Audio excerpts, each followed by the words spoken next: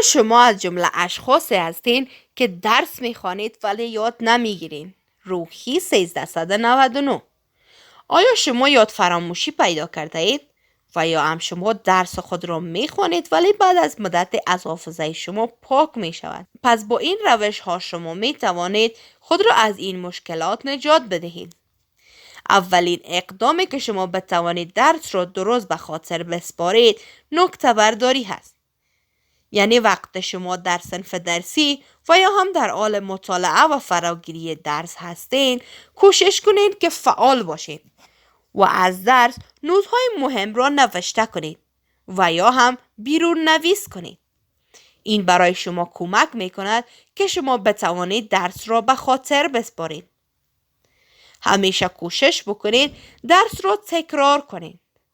تکرار کردن درس باعث می شود که شما بالای مغز خود تلقین کنید و حافظه شما می تواند درس را حفظ کنند.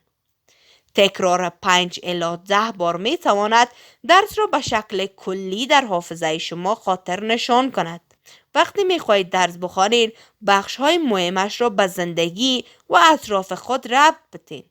مثلا نام های درس خود را به نام های اشیای 4 طرف خود بگذارید و یا هم ربط بدید. اگر درس به حافظه شما باقی نمی مانده باشد، شما می توانید به خوبی از روی اشیا دوباره آن را به خاطر بیاورید.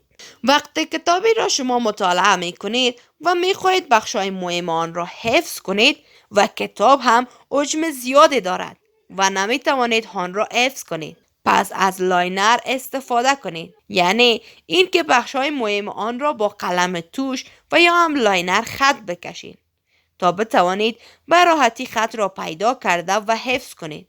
شما می توانید این کار را در مکتب انجام بدید تا به راحتی درس ها را به خاطر بسپارید.